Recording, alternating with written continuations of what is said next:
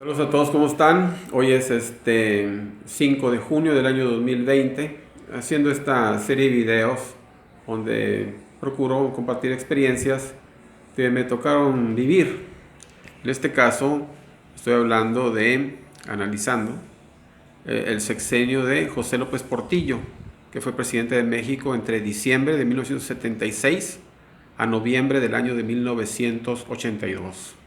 Estamos hablando de que este gobierno ya han transcurrido 38 años de que concluyó y más de 40 que iniciaron.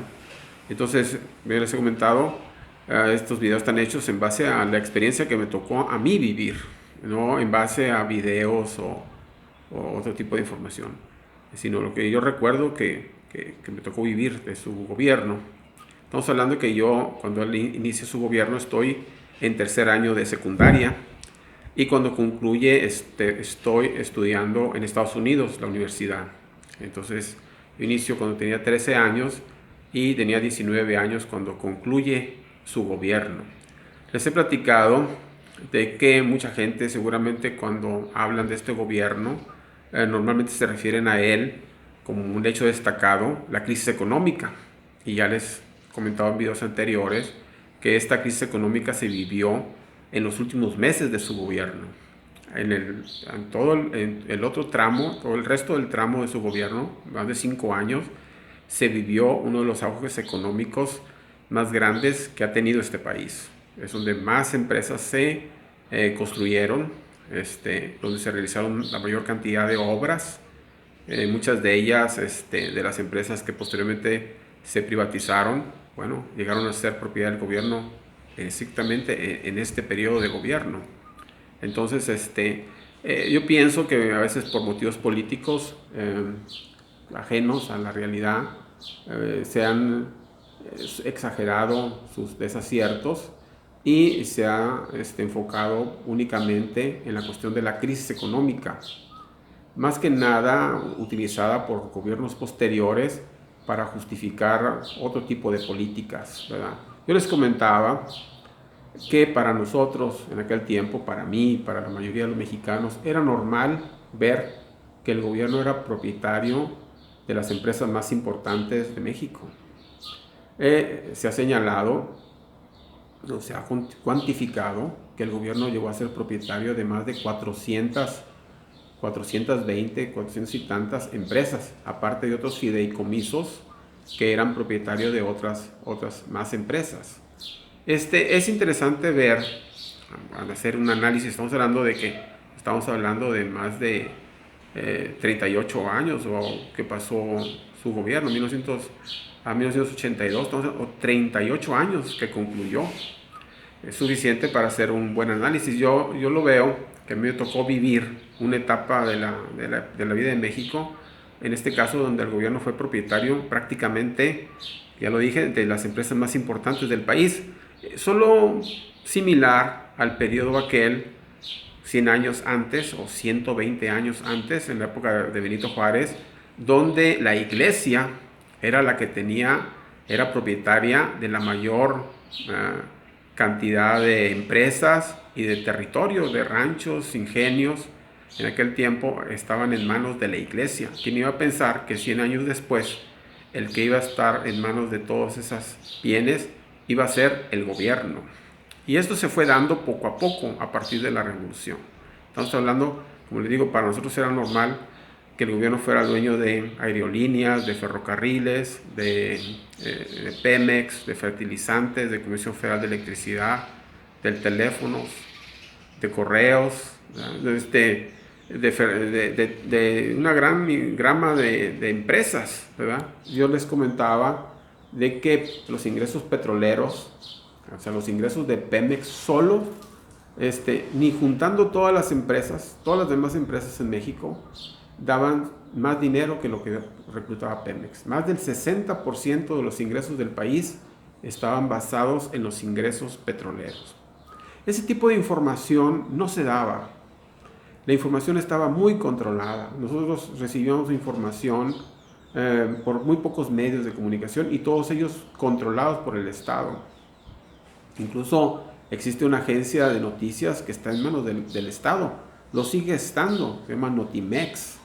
Entonces, las empresas televisoras son concesiones, las empresas de radio también son concesiones, es decir, si en un momento dado el gobierno tiene la facultad y les puede quitar fácilmente conforme a la ley, quitarles la concesión, es decir, sacarlas del aire. Si empiezan a comentar asuntos o cosas que el gobierno considera que no están acordes a su política o a su idea de gobierno, ¿verdad? Entonces, los ciudadanos no teníamos acceso a información más que la que ellos mismos nos proporcionaban. Falta completamente de autocrítica. Ok, entonces a 38 años de distancia, en realidad hace muchos años atrás, al analizar en la familia y yo mismo qué fue lo que pasó ahí, entonces en el gobierno de López Portillo nosotros lo vemos que ocurrió muy similar a aquella historia que nos narran en la Biblia de las vacas gordas y las vacas flacas. Es decir, donde el faraón tuvo un sueño de que del río Nilo salían 7 vacas gordas, bien gordas, ¿verdad? Y posteriormente a ellas tuvo un sueño donde salían de ese mismo río 7 vacas flacas. Y entonces ocurría que las vacas flacas se comían a las vacas gordas y seguían estando flacas. Eso me acuerdo yo. Entonces una persona muy cercana a mí que le gusta mucho las historias bíblicas, dice sí, pero no solamente las vacas flacas se comieron a las vacas gordas, sino que el rey al ver eso le dio miedo. Y decir el sueño completo es importante para su interpretación. Y la interpretación era de que el periodo de escasez de las vacas flacas iba a ser tan grande que la gente se iba a olvidar de las vacas flacas. Esta historia queda perfectamente identificada con el gobierno de José López Portillo. Estamos hablando de que en su gobierno se vivió un auge económico pocas veces visto debido a los ingresos petroleros. Según el propio secretario de Hacienda de su gobierno, posteriormente comenta que el gobierno mexicano en aquel tiempo recibió 100,000 millones de dólares adicionales, 100,000 millones de dólares adicionales a lo que tenían presupuestado. Eso se recibió en los últimos años de su gobierno por ingresos petroleros, 100,000 millones de dólares adicionales. Estaría interesante hacer el cálculo a cuánto equivaldría en nuestros días en el año 2020, o sea, de esos ingresos petroleros. Obviamente que esos ingresos petroleros se utilizaron, como ya se ha señalado, para la compra de más empresas privadas que estaban en problemas económicos, ¿verdad? Para reactivarlos. En el último informe de gobierno se toma la decisión, o nos informan que tomaron la decisión de que nacionalizan los bancos. Estamos hablando que esa decisión se toma el 1 de septiembre del año de 1982, a solo 90 días de que inicie el siguiente gobierno. Por eso les comento que posiblemente la crisis económica fue tan fuerte, tan grave, se debió a que nos tomó en el instante preciso de cambio de gobierno.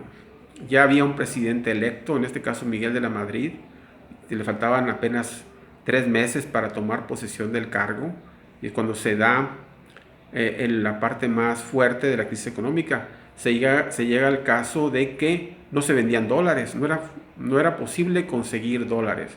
En el caso personal, en mi caso personal, yo estaba estudiando, como les comento, en Estados Unidos y yo requería dólares para pagar la colegiatura en la escuela. Fue muy complicado conseguir esos dólares, tuvimos que recurrir al mercado negro. Se han dicho algún tipo de información que yo considero que es falsa. Por ejemplo, se culpó de la crisis económica a los sacadólares. Y estaría muy interesante saber quiénes eran esos sacadólares, que inclusive alguien ahí propuso hacer una lista de los sacadólares, quiénes eran esos sacadólares, porque pues, si tomamos en cuenta que las empresas más importantes del país estaban en manos del gobierno, estaría interesante quién era ese particular o quiénes eran esas personas particulares que tenían suficiente dinero como para quebrar al gobierno, que era prácticamente dueño de todas las empresas del gobierno. O sea, me parece que esa información de sacadólares que causantes de la crisis económica, pues obviamente con el paso del tiempo, actualmente, pues es difícil de que alguien lo pueda creer. O sea, no solamente no lo creo, es completamente falso.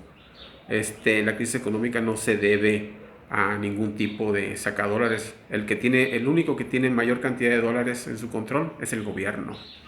No hay un particular que tenga suficiente capital como para quebrar al gobierno mexicano. Esa es una cosa que yo, inclusive con el paso del tiempo, cuando hablaban de las devaluaciones y cuestiones así, que seguramente hablaremos en videos posteriores, iremos explicándolas y desechándolas, tratando de, como ya he comentado, que estas experiencias vividas pues les sirvan a otra gente. A mí me tocó descubrirlas en base a experiencias a veces yo diría dolorosas, ¿verdad? Esta crisis económica para mí fue muy dolorosa porque ya no pude continuar mis estudios en Estados Unidos. Estamos hablando no solamente que haya sido en Estados Unidos, sino que yo llevaba ya 2 años y medio estudiando en la universidad y se vio truncada por la falta de ingresos. También es interesante señalar que esta crisis económica, mucha gente piensa que se vivió únicamente aquí en México. Si estamos hablando que esta crisis económica se debió a la caída en el precio del petróleo, pues hay otros países también que eran productores de petróleo, que seguramente también les afectó. Estoy hablando obviamente de Venezuela, estoy hablando de Ecuador, estoy hablando de la misma Arabia, Rusia. A Rusia le afectó, creo yo, más que a México.